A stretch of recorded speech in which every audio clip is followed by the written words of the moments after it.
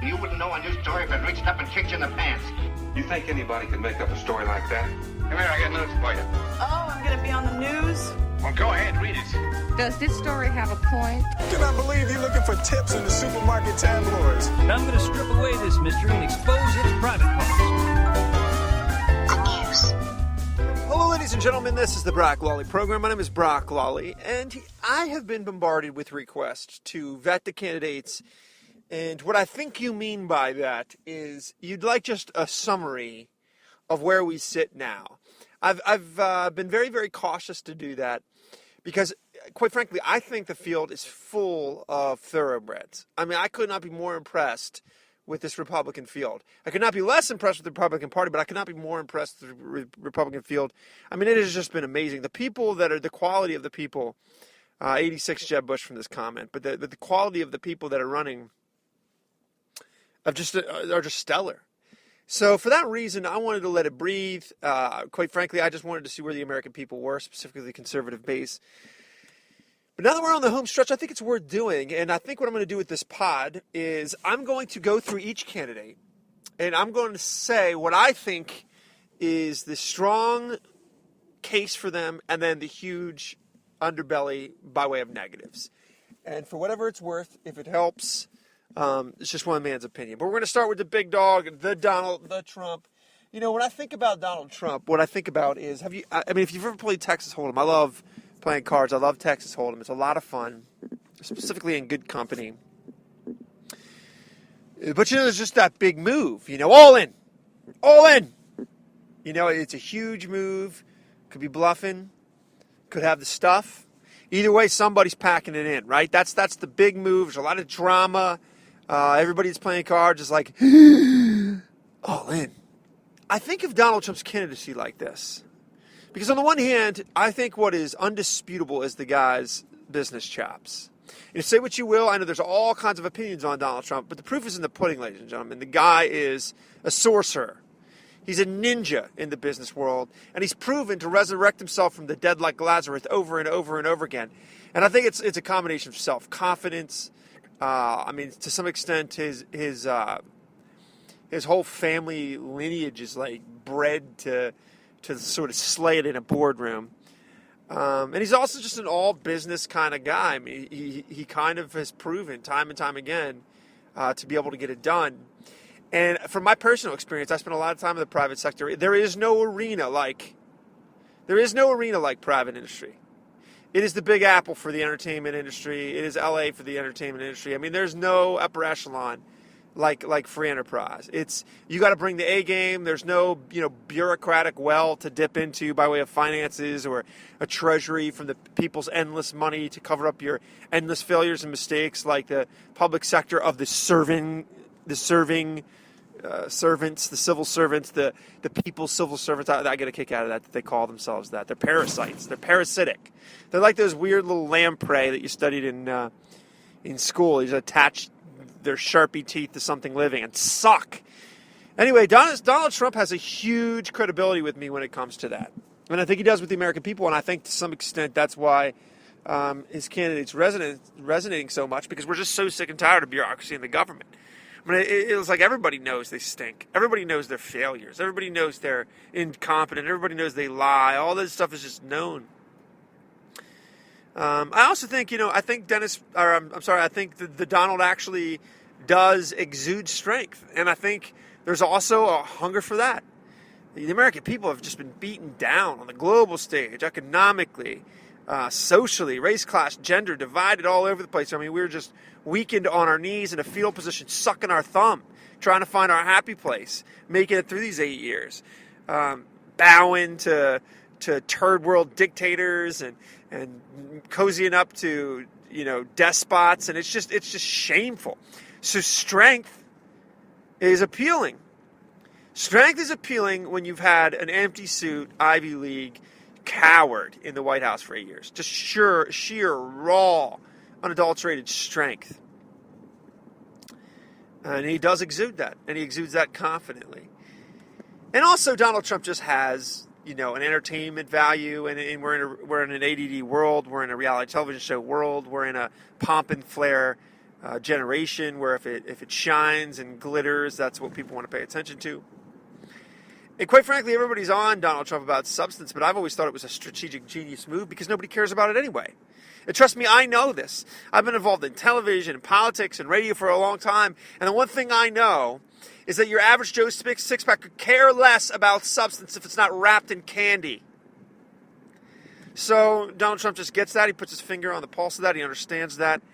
So, I mean, there's a lot of things about Donald Trump that are just obvious by way of appeal. But when I say it's an all-in move on the poker table, that's exactly what I mean. Because everything you like about Donald Trump, it could break the other way. I think the guy's flirting with an ego that I haven't seen in my lifetime. I think his temperament needs some work. I doubt very, very sincerely, I doubt very seriously of the sincerity of his faith. Quite frankly, I think Donald Trump is his God. Now, I don't think I want to say that to the excessive. I do think he has a God-fearing mindset. I think the way Donald Trump sees faith is a way of stabilizing life, a way of rearing children, a way of keeping your equilibrium about it. There's a lot of people that attend church for that reason. There's a lot of people that attend Mass for that reason. They keep the trappings of faith around in their life because they know it's an anchor. They know it's a port in the storm. But it's not a part of their life. It's not a part of their DNA. It doesn't fill the sails with the wind. It's not the way they look at faith. And I think Donald Trump's faith is that type of faith. And that worries me because I want my president on his knees every night, praying for wisdom. Now, I know not every American agrees with me, but that's what I want.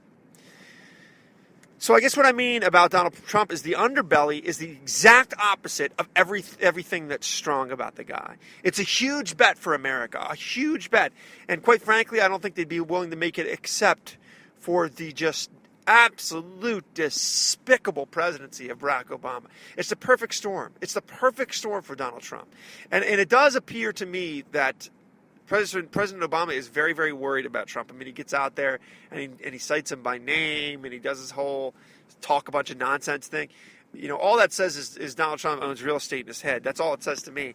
And if Obama is concerned about Donald Trump and he is losing sleep about this, he has himself to blame. He really does. This is who I blame for the emergence of Donald Trump. And by the way, I'm not opposed to Donald Trump. I'd pull the lever for Donald Trump right now. He's not my number one candidate. This audience knows that, but I mean, I'm not like a Trump hater. I don't fall into that clan. But if you don't like Donald Trump, here are your two number one and number two scapegoats. Ready? Barack Obama has driven this nation to a point of desperation that they are willing to push in with the exact opposite of him. That's number one. The Republican Congress is number two. And it just so happens that these two entities are both the ones that are crapping their pants at the Trump ascension. Number one, Barack Obama's failure on every quantifiable level as a presidency. I am struck by this, by the way. If you're an intellectually honest person, go down the list and every single quantifiable category, we are less prosperous. We are less safe. We are less united. Less jobs. Healthcare had a nuclear bomb go off in it. Schools are worse. Poverty's worse. The poor is worse. We're racially divided. It is despicable, this presidency. Despicable. So that has driven the American people to just crave like a starving man craves steak, something different. Number two, the Republican Party had an obligation to make our civic system work, to push back on what is blatant tyranny and a total disregard for law, and they didn't. They didn't for a whole host of reasons. The most transparent reason is they didn't want to be called racists. But they had a reason. They had a reason to do it. They had a constitutional reason to do it. There's a separation of powers, and that's been blown all to hell. The Congress has been neutered. The president doesn't fear it. Congress has just rendered themselves useless. The American people gave them two sweeping elections, of which they did nothing with. In walks Donald Trump. And he's like, enough of this nonsense. We're not losing our jobs anymore. We're not getting raked over the coals by lesser countries that just have savvier head of state. I mean, it's just ripe for the guy. So anyway, my opinion is Donald Trump's an interesting candidate because everything you think this could be awesome, hey, it could be awesome. I'm the first one to admit that he could make America great again. He could deliver on what he's saying. But if he doesn't, it's not like halfway Susie. It's sink or swim with this guy. It's all in. The poker chips get pushed in, you kick back the chair, and you wait for the fifth card to drop. Right? That's how I see it. Ted Cruz is up next. Look, Ted Cruz is just a constitutional pillar.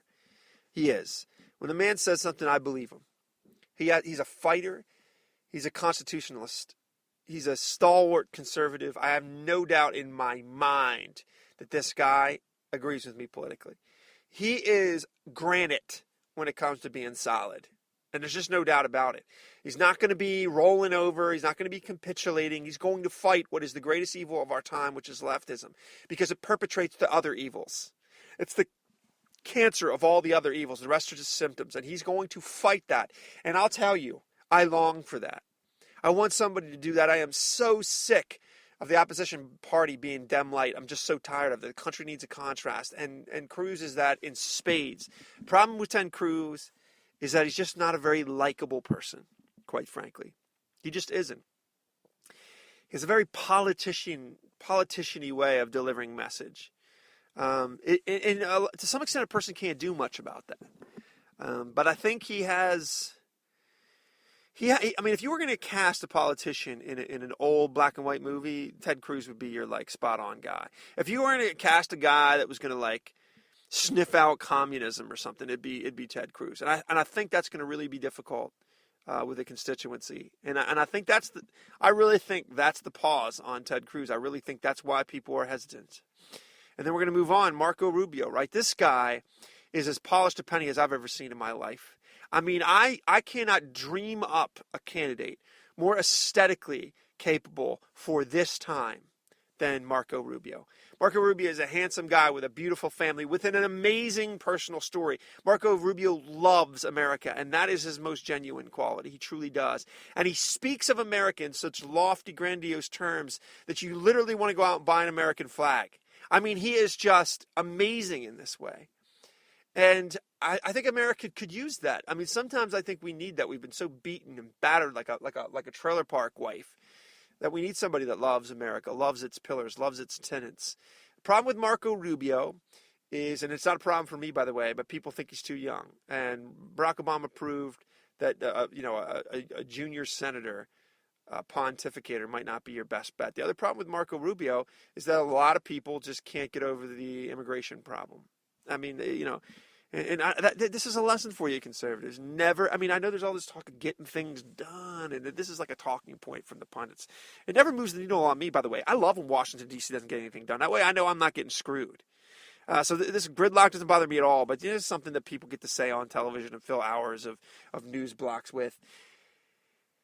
Tell you, the problem with Marco is he took that bait. He went across the aisle and he tried to do this and that. And I believe him when he said he just realized there was no actual appetite to close down the border. They were just a bunch of snake oil salesmen. I don't know why he needed that experience to learn that lesson, but apparently he did. I think that's a huge anchor around the guy's neck. And for that reason, I think people, conservatives like myself, have a little moment of pause as to what he's going to do. Is he going to capitulate? I happen to have come around on him. I don't think he will. I actually do think Marco Rubio has at least the potential to really, really, really be just a beacon of light in the next century. And I love how he's a futurist. He speaks to the future. I love, by the way, he had Nikki Haley and Tim Scott. I just want to point that out, right? You had a Latino, an African American, and an Indian in the Republican Party, all young senators. We conservatives are the party of inclusivity, the party of the big tent. You look across the aisle and what do you see? 70, 75-year-old, 60, 68-year-old socialists, white, gray hair, with bad Northeastern impersonation accents. Anyway, that's Marco in a nutshell. Ben Carson, you guys know, is my boy. Ben Carson's the finest man I've ever seen emerge on the public stage, quite frankly. I'm talking about mind, body, soul. I'm talking about the trifecta of a man. I'm not talking about politics. I'm not talking about spinning the yarn. I'm not talking about giving a speech. I'm talking about being a man. The way this man's lived his life, the hurdles he's conquered, I love how his focus is on educating the populace, because quite frankly, that really is the silver bullet. The fact that nobody knows anything about their civil duty, nobody knows anything about their constitution, nobody knows anything about anything. And Carson just realizes, hey, we need to realize this so the power can be returned to the people. That message resonates with me, but I don't think it does, people, because I don't think they care about that. I don't think they want to know anything. And I think that hurts them. But Ben Carson, I mean, I just, if I could dream a man, if I could helicopter a man without all the gauntlet of the primaries, if I could helicopter a man into the White House and just know for a fact that he will rule and that he will govern and that he will lead with righteousness, I have no doubt about it in my mind. That he will put others before himself, that he will actually be a civil servant, that he will be a steward of resources, that he will hold people accountable. This, my friends, is a man of strong fortitude and character. Of this, I have no doubt.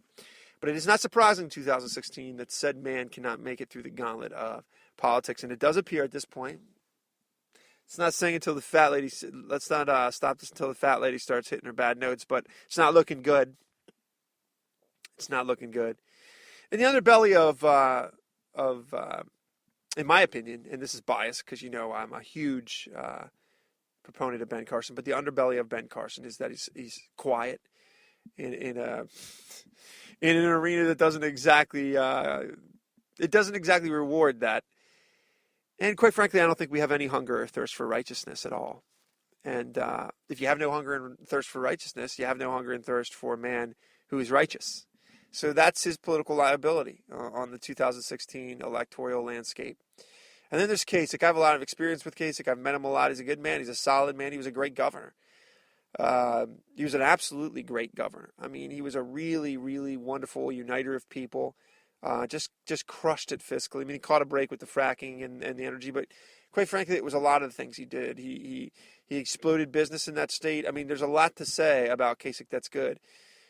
But Kasich, he's just not the right guy. I mean, the Republican Party has had milquetoast for so long, and they're just done with that. They're just done with that. So Kasich's biggest liability is the fact that he wants to be everybody's friend. And, even if that's appealing to you, even you have to admit, if you're in a Republican primary, you want to be Republicans' friends. You know what I mean? And the same thing goes for the Democrats. So there they are in a nutshell, ladies and gentlemen.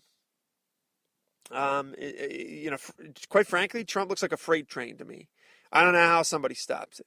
I'm not sure. I know there's a lot of talk of the consolidating of the votes, but I'll give you the example. Cruz is a huge war chest. He's got a ton of money, and it's been given to him by people. Carson, I don't know what his fate's going to be. I mean, he's going to start cutting staff. Kasich, that guy can get by on a shoestring. I think he's just running for VP anyway. Rubio, I think he's going to get a ton of establishment money, and then Trump, I mean, he's sitting on, what did he spend, $8 million so far? By the way, how shameful is it that that Jeb Bush spent $80 million on nonsense? He basically gave that money to the media. Makes me sick. But can we stop hearing, once and for all, can we stop hearing that money governs politics and dictates politics? Ladies and gentlemen, Jeb Bush spent $80 million in South Carolina, and I think that Trump spent $8 million altogether. That's a 1 to $80 ratio in politics, and Trump lapped him like 20 times. So can we get enough of this Bernie Sanders class warfare claptrap about, listen, United needs to go away, and there's all this politics, there's all this money in politics. Enough with that claptrap. Clearly that's not true. Clearly, factually, that's not true. Ladies and gentlemen, vote wisely, for this man will lead your nation. Let that sink in. And at a very desperate time. And lastly, I just want to let you know, after this election, the political landscape will never, ever, ever again look like it does previous to this. Previous to this, there was, some establishment movement on both parties. Previous to this, people kind of could predict things. People had a sense of what was going on. The power players, the media, the back room, the Washington brokers, they could guide things around, steer things. the parties will never be the same. For example, if Trump wins, the Republican Party will never be the same. Will never quite be the same party. I, for one, don't think that's a bad thing because I can't stand the Republican Party. The same thing goes for the Democratic Party. Bernie Sanders is driving that party so far left that it'll never be the same. It will be a socialist party now. They will continuously run socialist because a socialist is the only one that can throw the proper red meat to the left-wing base. So know that this is the last election of its kind. Everything moving forward will be something that we've never seen before. And I find that to be interesting. I'm not so sure it's a good thing. I'm not so sure it's a bad thing. But it certainly is a fact. Thank you for listening to the Brock Lawley program. I just want to pitch something. The next podcast, I'm working on an unbelievably researched podcast. I've been researching this podcast for weeks. I have sound bites and proof and incriminating evidence. I am so tired of the Democrats not paying the consequences for their part in destroying the 2008 meltdown. I'm so tired of Bernie Sanders and Hillary Clinton and Barack Obama not taking the consequences that the Democratic Party and the Democratic policies were responsible for. And I am going to hold them over the fire of consequences in the podcast to come. It's going to be the truth about the economic crisis. It's going to be the truth. And I'm going to be intellectually honest because I'm no sycophant for the banks. But I want you to know the whole story. Thank you for listening to the Brock Lawley program. Make sure you share this podcast with your friends. Be a people of character, fortitude, and abounding courage. Long live the new college counter.net.